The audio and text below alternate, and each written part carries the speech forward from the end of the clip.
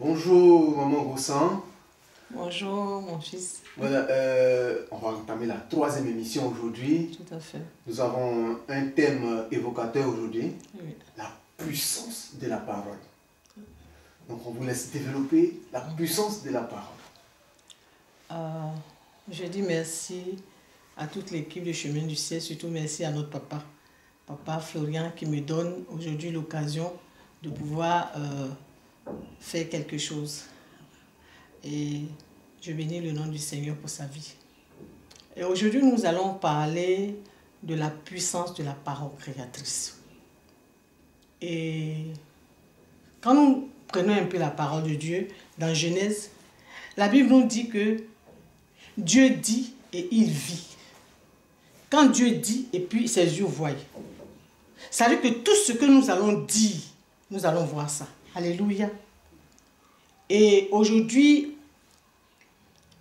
surtout je vais retourner un peu vers la parole de Dieu qui nous parle dans Jean. Il dit au commencement était la parole était Dieu et la parole était avec Dieu. Mais si aujourd'hui, la parole que nous sortons de notre bouche là, nous devons faire très attention parce que la même parole de Dieu dit que nous mangerons les fruits de nos paroles. Mais combien de mères, de parents, de pères qui ont condamné leurs enfants avec la parole? Parce que la parole qui sort de notre bouche, ça crée. Cette parole bénit, cette parole détruit. Et vous voyez même au tombeau de Lazare, le Seigneur quand il est arrivé, Jésus est arrivé, il a dit, Lazare sort. Mais je vous assure que quand on lit bien la parole de Dieu, le Seigneur ne nous a pas, il n'a pas fait beaucoup de commentaires, il n'a pas prié longtemps. Il a libéré seulement une parole, il a libéré seulement un mot, comme Papa Florian le fait d'ailleurs. Il a libéré, il dit, Lazare sort. Et la parole est rentrée dans le tombeau pour prendre la main de Lazare pour le faire sortir. Alléluia. Et c'est comme ça, ça se passe. Là, quand on vient voir Papa Florian, il dit, prends ta joie. Quelquefois, même quand on ne comprend pas, on est un peu bizarre. Ou bien là, il dit, tu es guéri, vas-y, va-t'en, il va parler. Ou bien, mais attends, un petit mot. Mais c'est ça la puissance de la parole qui crée. Mais combien de mères, je prends même l'exemple, moi je prends un exemple sur moi-même. Quand ma fille était petite, Danielle aujourd'hui elle a 40 ans, je voyageais avec une dame et j'ai vu son fils, en ce moment Danielle avait 2 ans à peu près, 1 an et demi, 2 ans, et son fils avait 4 ans. Quand on se voyait souvent à l'aéroport, on voyageait ensemble d'ailleurs, et je lui disais, ah, mais Aïcha, ton fils est joli, ton fils est tellement mignon, il va marier ma fille. Elle dit, oh non, non, non, Antoinette, blague pas. Ta mission, parce que nous, chez nous au Niger, il y a déjà sa femme qui est là-bas. Je dis, ok, c'est ça, on va voir. Mais je vous assure que 18 ans plus tard, et tous les mois, je faisais semblant d'aller voir le gynéco. En temps, je cherchais à contrôler un peu ma fille. Et un matin, je dis, bon, on va aller voir le gynéco aujourd'hui. Tu m'accompagnes voir le gynéco? Elle dit, maman, je ne pourrais pas t'accompagner. Mais pourquoi? Elle m'invite dans la chambre, elle me dit, oui, voici. Je dis, avec qui ça s'est passé? Avec Ahmed. Je dis, mais Ahmed, c'est qui? Elle me dit, maman, c'est le fils de Tanti Aïcha. Je dis, la même Aïcha là? Il dit, oui. Mais vous avez vu que j'ai libéré la parole 18 ans plus tard. La parole a fait effet. Et c'est pour ça que quand nous disons quelque chose, nous devons faire très attention. Quelquefois, les enfants nous fatiguent. On est tellement en colère qu'on libère des paroles. Et après, ces paroles-là s'attachent à nos enfants. Nous devons faire très, très attention à ce qui sort de notre bouche. La Bible nous dit, c'est Jésus même qui nous a dit, que dit, si quelqu'un dit quelque chose, et que ce qu'il dit, il ne doute point, il dit, il verra ça arriver. Il verra ça s'accomplir. Mais si tu ne veux pas aussi que quelque chose de mauvais arrive là, ne dis pas ce que tu n'as pas envie de voir. Parce que tu dis ce que tu n'as pas envie de voir, ce qu'il y a là, tu vas voir. Donc aujourd'hui, la seule chose que je peux dire à mes soeurs, à mes frères, c'est pas facile, nos enfants nous font des choses. Mais quand quand on veut s'exprimer, faisons attention parce que quelquefois, on attache l'avenir de nos enfants avec nos paroles. Et très souvent, oui, nous dans nos familles, on ne se marie pas. Oh. Donc si ma fille, si tu ne te maries pas, c'est pas un problème. Tu sais, c'est comme ça on est. Ma mère, même ma grand-mère, c'est pas mariée. Ma mère, même, c'est pas mariée. Même moi-même, c'est moi-même, je suis mariée. Non. C'est toi qui n'es pas mariée, mais ta fille, elle connaît Jésus, c'est pas la même chose. Et si jamais tu entends ça, tu dis, moi avec moi, là, c'est fini. Quelquefois, même dans le quartier, ou bien dans la vie, on dit, hey, attends, ma copine, c'est ce monsieur-là, tu sors celui-là, il ne marie pas femme, hein. Ça, là, c'est un goûter-voix qui est là. C'est là, il goûte et puis il laisse. Ça, il ne marie pas femme. Tu dis en clair, tu dis ça, là, moi, je suis son terminus. C'est que tu as libéré la parole. Et la parole, là, va faire que c'est toi, il va épuiser. Alléluia. Ce que tu vas libérer comme parole, c'est ce qui va s'attacher.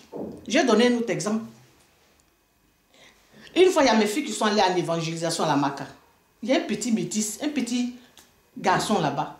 Il avait entre 14 ans, 13, 15 ans. Mais mes filles lui ont demandé, mais attends, fiston, tu fais quoi ici? Ça ne te ressemble pas. Il dit non. Ma mère a toujours dit que moi, un jour, j'ai fini à la Maca. Un jour, j'ai fini à la Maca. Elle m'a toujours dit ça. Et donc, je suis ici, ça ne m'étonne pas. Mais attends. Même si ton fils fait des choses graves, sur le champ, là, tu peux t'énerver, tu peux dire des choses. Mais après, tu rentres dans la chambre, tu fléchis genoux. Tu prends le sang de l'agneau, tu nettoies ça. Tu annules ça sur sa vie. Et c'est possible. Parce qu'aujourd'hui, nous prenons nos bouches, nos paroles pour bloquer l'avenir de nos enfants. Pour bloquer l'avenir de notre mari. Moi-même, je sais que... Ah, lui-même, il est comme ça. Je sais que lui, là... Moi-même, on dit la deuxième fois. Moi, ça ne m'étonne pas. Moi-même, je m'attendais à ça. Mais attends, tu t'es apprêté à ça. Tu t'es apprêté à ça. Même si on te dit que ton mari va chercher femme dehors, tu dis, moi, là, à part moi, là, il ne peut pas avoir une autre femme dehors. Donc aujourd'hui, ce que moi je peux demander à nos soeurs, même à nos frères, au papa, d'accord, nos enfants nous font des choses. Mais quand on parle, faisons très, très, très attention à ce qu'on dit. Parce que la parole, moi je prends un exemple sur mon fils. Combien de fois mon fils ne m'a pas fatigué? Féfé m'a tellement fatigué. Mais un jour, j'ai pris le temps, j'ai prié, j'ai dit, Seigneur, dis-moi quelque chose. Parce que tu ne peux pas me laisser veuve avec 6 enfants et je vais souffrir comme ça. Jusqu'à ce que dans un songe, ils me disent comme ça, est-ce que tu connais le nom de ton fils? J'ai dit non monsieur, je ne connais pas son nom. Il dit, il s'appelle Joseph. Depuis ce jour, c'est au dehors on l'appelle Félix, mais moi je l'appelle Joseph. Depuis ce jour, j'ai commencé à l'appeler Joseph. Quel que soit ce qu'il fait.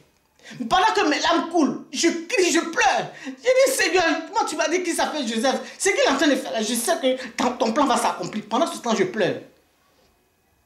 Mais dis que, je vais dire, toi, tu vas mal finir. Et ça, quand nous sommes fatigués, nous sommes fâchés. C'est ce que nous déclarons. Et aujourd'hui, on s'étonne que nos enfants deviennent autre chose. Mais nous-mêmes, nous avons pris notre bouche. Il dit, tu mangeras les fruits de tes paroles. Il a même dit encore qu'il dit, si tu dis quelque chose et que ce que tu dis, tu ne doutes point. Il dit, tu verras cette chose se réaliser. Si tu ne veux pas que ça arrive là, non, ne libère pas. Parce que tu prends ta parole et puis tu libères. Soyons comme notre papa Floguin. Quand tu arrives, il dit, prends ta joie. Il ne parle pas beaucoup. Il a libéré la parole. Et quand il regarde la plaie, il dit ça là, mon père peut guérir ça. Bon, ma fille, il faut partir. Jésus a déjà fait. Quand il dit il a déjà fait là, tu t'en vas quelque part, attends, après tu viens rentrer, tu es étonné que ça soit fait. Parce qu'il a dit, il a libéré la parole. Et il a cru. Il n'a point douté. Et la parole de Dieu s'accomplit. Donc vraiment, je bénis le nom du Seigneur. Et demandez à mes soeurs, à mes frères, que quand nous parlons, faisons très attention. Parce que nous allons manger les fruits de nos paroles. Et c'est ce que moi personnellement j'appelle la puissance de la parole créatrice. Nous prenons notre bouche, nous créons la situation. Nous prenons notre bouche, nous attachons la vie de nos enfants. Nous prenons notre bouche, nous condamnons nos foyers. Nous prenons notre bouche, nous faisons des choses. Non, il faut qu'on arrête ça. Surveillons ce qui sort. Jésus a dit, ce n'est pas ce qui rentre en nous là. Ce n'est pas ce qui rentre en nous, mais ce qui sort de nous. C'est ça qui est dangereux. Alléluia. Que le nom de l'Éternel soit béni. Et que prochainement, nous devons, si vraiment tu es dans ce cas, rentre dans ta chambre ou bien prends un temps, fléchis genoux, annule ça sur la vie de tes enfants. Parce que ce que tu as dit, ça arrive de s'arriver par la grâce de Dieu. Dieu nous donne aujourd'hui la possibilité d'annuler. Parce qu'il a dit, ce que nous allons annuler sur cette terre sera annulé dans les cieux. Ce que nous allons délier sur cette terre sera délié dans les cieux. Donc tu es capable aujourd'hui de prendre ta même bouche là pour défaire ce que tu as mis sur tes enfants. Que le nom de l'Éternel soit béni. Amen.